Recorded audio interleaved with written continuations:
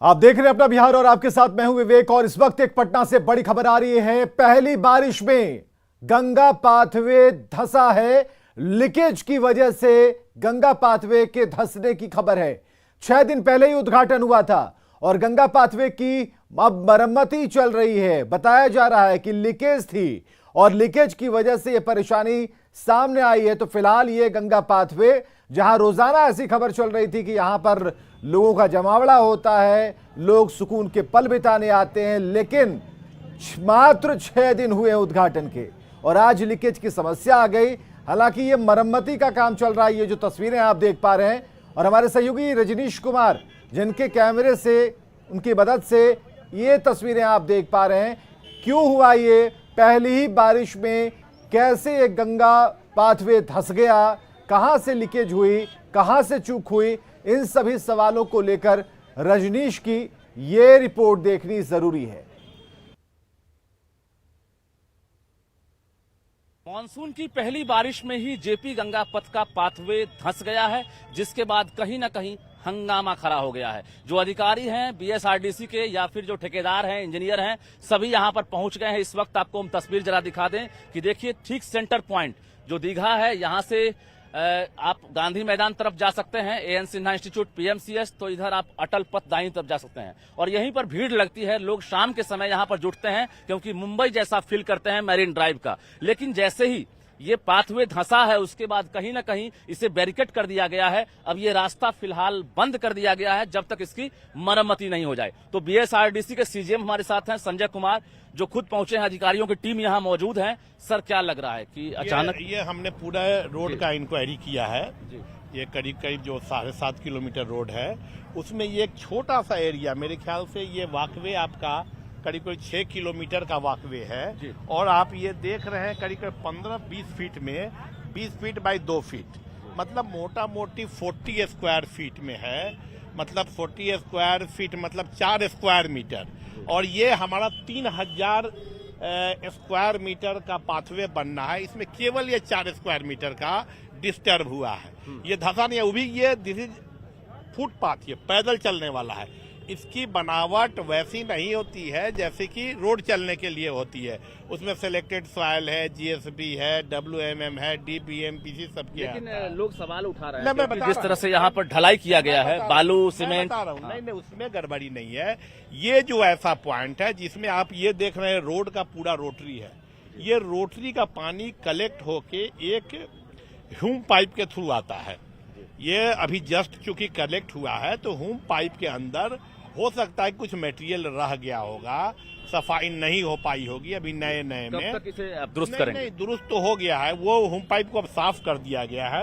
यही एक particular location है, ये यहाँ पर प्रॉब्लम हो सकता था। सीएम संजय कुमार साफ तौर से कह रहे हैं कि ये लापरवाही नहीं है, ये हम लोगों को अंदेशा था, क्योंकि यहाँ पर रोटरी का जो पानी है इधर से क्रॉस करता है, इसी वजह से लीकेज हुआ है। हालांकि लीकेज की वजह से यहाँ पर देख सकते हैं कि रास्ता अवरुद्ध है, बैरिकेड कर दिया गया है। फिलहाल बड़ी बड़ी मशीनें यहाँ लगा दी गई हैं और एक तरह से कहिए कि अधिकारियों के बीच में हड़कंप मच गया है, क्योंकि सीएम नीतीश कुमार का ये ड्रीम प्रोजेक्ट है जो जेपी गंगा पथ है। यहाँ से आप दाएं जाएंगे, बाएं जाएंगे, जहां भी जाएंगे आपको खूबसूरत नजारा मिलेगा, यानी पीएमसीएस से लेकर एएन सिन्हा तक और इधर अटल पथ, और दूसरी तरफ आप सोनपुर तक कनेक्टेड हैं। तो निश्चित रूप से जो अधिकारी हैं वो कह रहे हैं कि रात तक आज सब कुछ दुरुस्त कर लिया जाएगा, आगे ये गड़बड़ी देखने को नहीं मिलेगी। कैमरामैन दीपक के साथ रजनीश कुमार, न्यूज 18 पटना।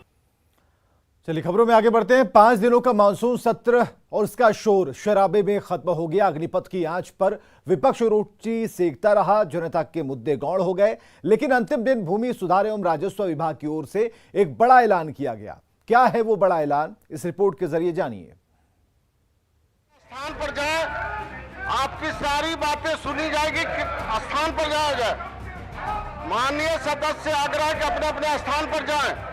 सत्र के आखिरी दिन भी हंगामों की बारिश होती रही। पहला दिन हो या आखिरी दिन, नजारा बिल्कुल एक सा रहा। अभी प्रश्नकाल है, अभी आप लोग बैठिए, आपके समय पर हंगामे की सबसे बड़ी वजह थी अग्निपथ योजना की वापसी और उपद्रवियों की रिहाई पर विपक्ष 5 दिन अड़ा रहा। जिस सत्र में विपक्ष को जनता की आवाज उठानी थी, उस विपक्ष ने अग्निपथ की आड़ में सत्र को ही स्वाहा कर दिया। लेकिन सत्र के आखिरी दिन राजस्व एवं भूमि सुधार मंत्री राम सूरत राय ने सदन में एक बड़ी घोषणा कर दी। बिहार में मोदी नगर और नीतीश नगर बसाएगी बिहार सरकार। बिहार के हर जिले में बसेगा मोदी और नीतीश नगर। वैसे लोगों को बसाने का हमने प्लानिंग किया है। जो बांका जिले के रजौन प्रखंड में एक जगह चिन्हित किया गया, सरकारी भूमि में लगभग 8 एकड़ भूमि है। उस भूमि में मैं प्लानिंग बता के आया हूँ अपने एडीएम को, डीएम को, कि वहाँ पहले रोड निकाला जाए, वहाँ बिजली का पोल लगाया जाए, वहाँ पर जो है बच्चों के खेलने का प्लेग्राउंड की व्यवस्था की जाए, और तब इनको 3 डिसमिल हो, 4 डिसमिल हो या 5 डिसमिल हो, उनको जमीन दे करके, और उन व्यक्ति को जमीन जब हम दे उस प्लॉट पर वहीं कैंप लगा के दे, और ये हम बता दें कि ये चौहद्दी आपका है, ये चौहद्दी इनका है, क्योंकि आपस में कोई झगड़ा नहीं करे और वो व्यक्ति सम्मान पूर्वक वहाँ रहे। उसका नाम मैंने रखा है मोदी नगर और नीतीश नगर। हर एक जिला में 2 बनेगा, एक नीतीश नगर, एक मोदी नगर। जाहिर है सरकार ने गरीबों को लेकर एक बड़ा फैसला लिया है। सरकार काफी दिनों से इसकी तैयारी भी कर रही थी, लेकिन विपक्ष को मोदी नगर और नीतीश नगर की योजना पच नहीं रही है।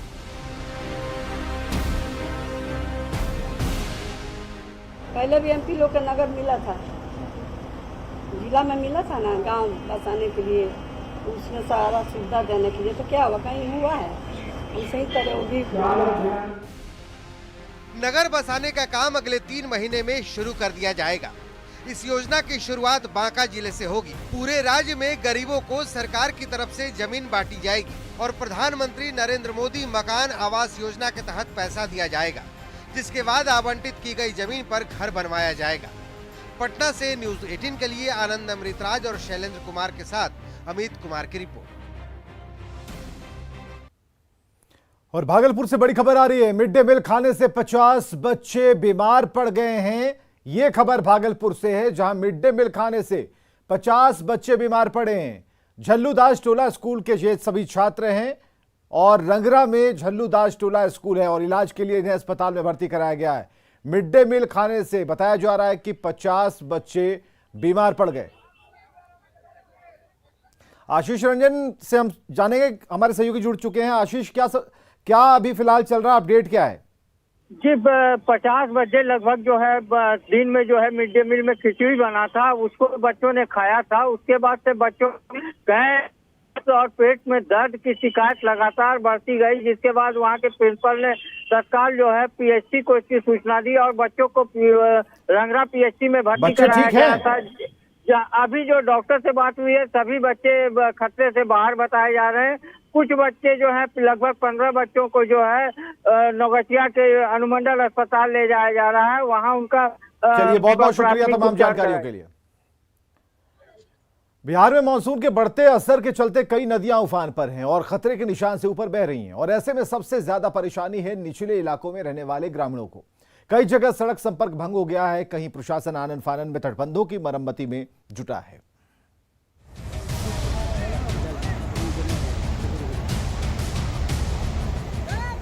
अररिया से सटे नेपाल के सीमावर्ती सिकरी प्रखंड में नूना नदी ने कहर बरपाया है, जिसकी वजह से घोड़ा चौक के बीचों बीच नदी बहने लगी है। यहाँ सिंधिया जाने वाली सड़क कट गई है, जिसकी वजह से सिंधिया गांव के लोग बुरी तरह फंस गए हैं। परमान नदी भी खतरे के निशान से ऊपर बह रही है। जिला मुख्यालय से सटे परमान नदी का पानी अब शहर के वार्ड नंबर 23 तक पहुंच गया है।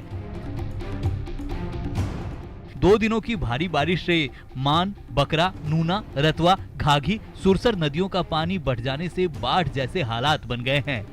कमी बेसी जो हो रहा है, हाँ। तो लगभग 5-7 दिन से कमी बेसी हो रहा है। हाँ 5-7 दिन से कमी बेसी हो रहा है अब तक, लेकिन पानी बेजुलूम है। पानी बहुत बढ़ते जा रहा है। शहर का हिस्सा है। हाँ, ये तो शहर है कि शहर वाला हिस्सा। हाँ, ये शहर है। तो पानी लगातार बढ़ ही रहा है। हाँ, अभी तो पानी बेजोड़ है, अभी पानी में कोई दिक्कत नहीं है, अभी तो चल रहा है बेजोड़। हाँ, जहाँ जहाँ सड़क कट गया है, वहाँ संबंधित विभाग के द्वारा जो है फ्लड फाइटिंग का कार्य कराया जा रहा है। तो वहीं किशनगंज के टेढ़ागाछ प्रखंड के क्षेत्र में नेपाल से हो रही बारिश का असर देखा जा रहा है। टेढ़ागाछ प्रखंड से बहने वाली कनकई, रेतुआ और गोरिया नदी से टेढ़ागाछ और बहादुरगंज प्रखंड क्षेत्र में भीषण कटाव से दर्जनों परिवार विस्थापित हो चुके हैं। सोहिया गांव के लोगों ने प्रशासन से मदद की गुहार लगाई है। सोहिया सहनी टोला में एक एक कर 8 घर रेतुआ नदी के गर्भ में समा चुका है।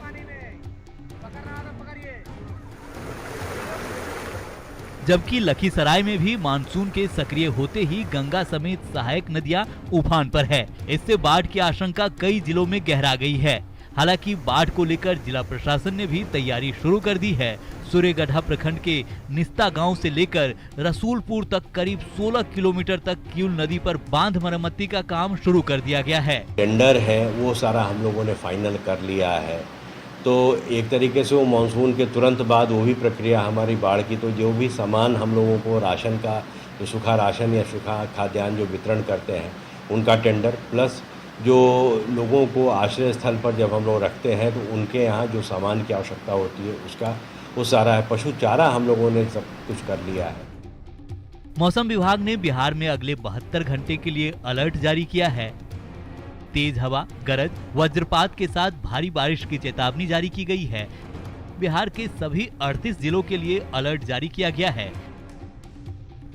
जाहिर तौर पर बिहार में मानसून की रफ्तार जैसे जैसे बढ़ती जा रही है, वैसे वैसे निचले इलाकों में पानी फैलता जा रहा है। पहले से जर्जर पड़े बांध और पुल पुलियों को भले ही दुरुस्त करने की कवायद की जा रही हो, लेकिन ग्रामीण इलाकों में दहशत की तस्वीरें शासन और प्रशासन को मुंह चिढ़ा रही है।